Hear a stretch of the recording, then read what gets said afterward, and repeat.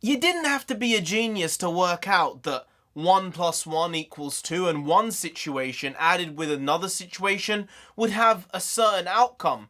And I think now we're all seeing, like I said and like 1,000 other people said, the consequences of what Will Smith did at the Oscars. Now, it happened a couple weeks ago with T.I. jumping on stage and kind of abusing a comic.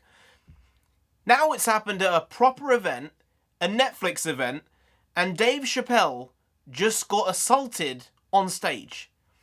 It gets worse though, because the guy supposedly had a gun and a knife, basically had a switchblade that looked like a gun.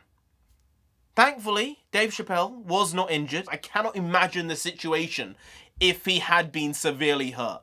It's bad enough that he just got assaulted on stage. I don't know what type of joke he made to make this guy go a bit insane, but Dave Chappelle handled it like a pro and kinda threw out another joke. I know I laughed at the joke because if you know the context, then the joke itself is funny. It's not the point of the people he's making the joke at the expense of that it's funny. It's funny in the context in which he said it. So, yeah, he just got assaulted. And he kinda calmed down the situation in a pretty incredible way. Jamie Foxx apparently ran up on stage because he's also like a funny guy, musician. He knows what it's like to be run up on, I would assume. So it seems like he got up there on stage and said, "This is not happening today. Not on my watch." I have to also add this. What the hell were the security doing? Like, you would think there'd be proper security. So this stuff just cannot happen. I don't get it. But apparently, people just get let through the cracks. I know at comedy festivals generally, you're not allowed your phones. So I don't know how this guy got through with a gun and with a gun that was actually a switchblade. I don't know how that happens. I don't get it because they're so concentrated on, oh, we better take away your phones, that they just forget about a gun or a knife. It's beyond me. It really is. But Chris Rock ended up getting up on stage and threw one of his classic lines out there. And it will be a classic line from now on in any bit he ever does. He has the right to bring it up. He said something along the lines of, wait, was that Will Smith? Was he in the audience? Is this why this happened just now? Yeah, it's an odd one. All I know, the guy was a young black man. That's it. I don't know what political leanings he had. I don't know what cultural leanings he had. I don't know if he was in fact a transgender male. I don't know.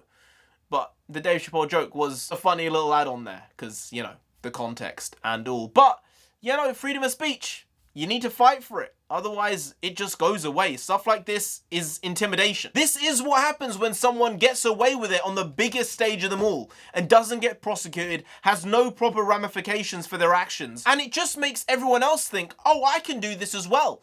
I want to do that. I don't like what he said. I'm going to go up and attack him.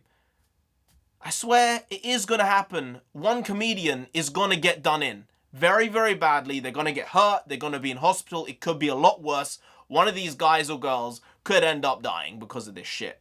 Okay? That's just the case. That's just what's going to happen. And it's probably going to take that for people to actually take a step back and say, oh, maybe words don't actually count as violence. You know, maybe physical assault counts as violence. Maybe physical bullying, that's violence. But I don't think words, I don't think they equate to fists. They're fingers. You write them.